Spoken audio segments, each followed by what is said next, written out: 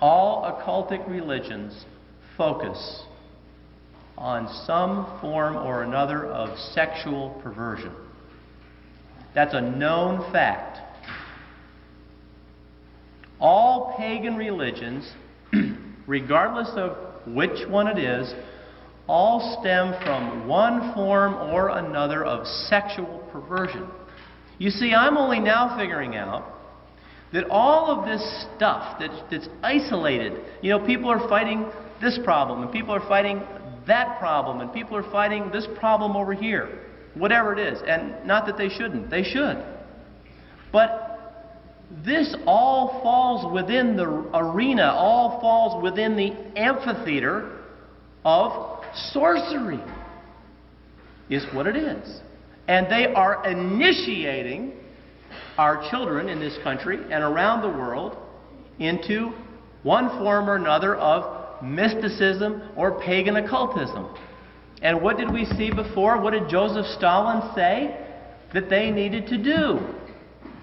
He said we needed to indoctrinate people into mysticism. Go to a Barnes & Noble. Go to a Barnes & Noble and just walk around. Take a walk. Go into the health section. Go into the psychology section. Go into the history section. Go into the women's section. Go into the religion section. Go into the fiction. Go into the nonfiction. I don't care where you go. Go into the music section. Go into the cookbook section. You're going to find New Age. Now, this couldn't possibly be happening by accident.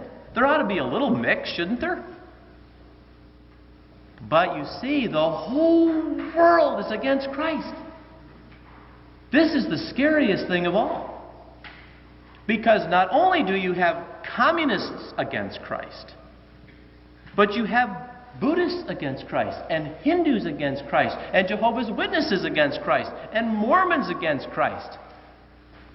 Martin Wagner, and he wrote this very thick book on Freemasonry. And I do not have the time tonight to go through all of it. But he did one snap job, let me tell you, of researching what was termed the sacred mysteries. You're going to hear a lot about this. It's all in the bookstores today. All this stuff about the mysteries.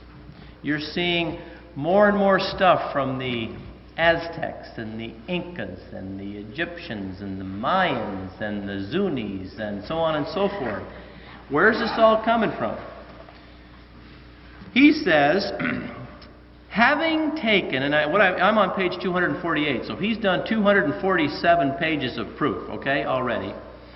Having taken for our guidance the statements of eminent Freemasons, that if we would get the thought of Freemasonry and the hidden meaning of its rites, we must go to the ancient mysteries of Syria, Greece, Egypt, Samothracia, and Sidon, and other nations of antiquity, and study those institutions and discover their ideas of the divine. He says, if Freemasonry is the mysteries restored, the task need not be difficult nor fruitless. It is with this religion set forth in the mysteries that Freemasons claim for their institution a unity, harmony, and identity. They claim and profess to set forth the same religious ideas, worship the same deity, and employ in their religious and moral instruction the same hieroglyphic methods and art speech that prevailed in those cults. And so what he has said here is, if this is what they say is true, if this stuff is hidden, it's no problem, right? We just got to go back there and see what it's all about. Of course, how many people, even Masons, are willing to do that, right? How many Catholics are willing to go back and see what the Church Fathers said about anything? Very few. So he goes back. He says, bear with me because I know how hard it is to be read to, and especially at this hour. In the foregoing chapters we have shown from trustworthy sources the nature and essence of the religion of the mysteries, their notions and conceptions of the divine nature. You know, they're always talking about divinity. and the divine acts, as they obtained in them and for which they as institutions stood. We have found that the religious acts, ACTS, consisted in paying homage to the generative principle or the reproductive power in its several aspects in nature and in man.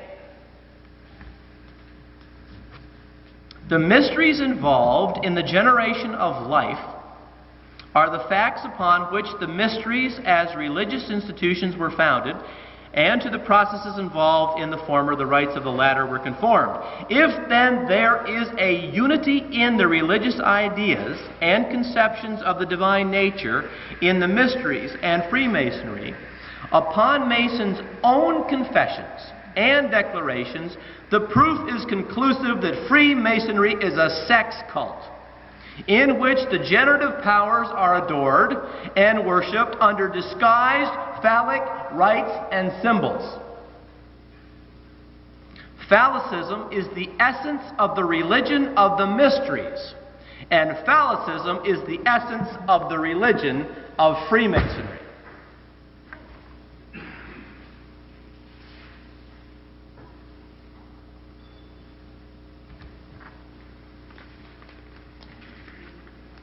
With that in mind,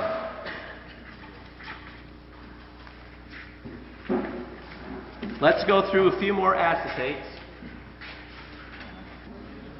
This is a picture of the Washington Monument.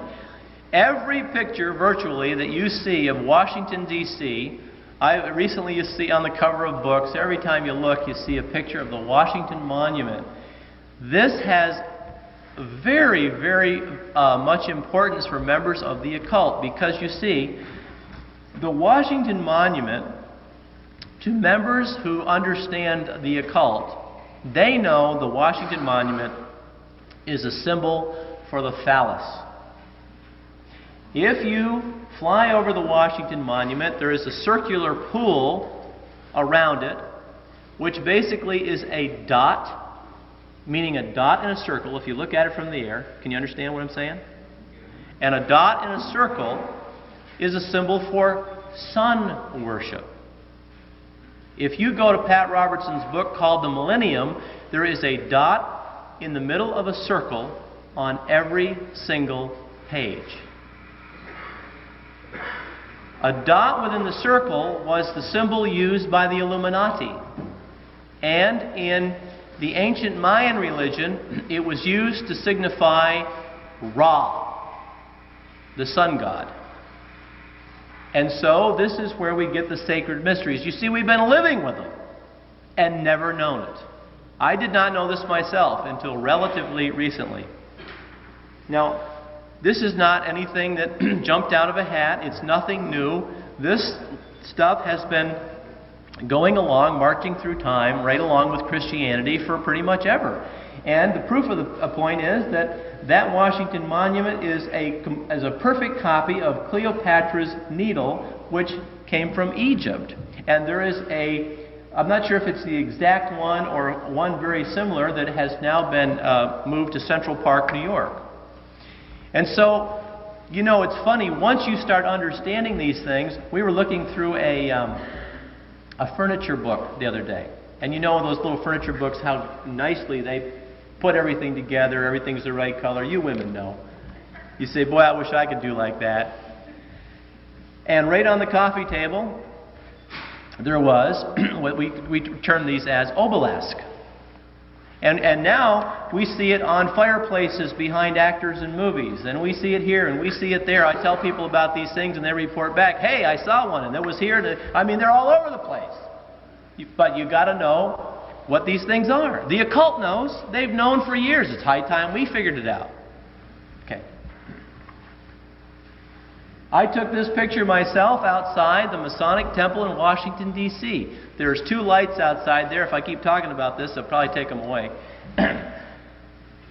This is the top of the lamp, and right here, I don't think you can mistake it, but you know, if you can't see it where you are over there, come on over. That, folks, is a goat's head. There's no mistaking that. That's not a cow or a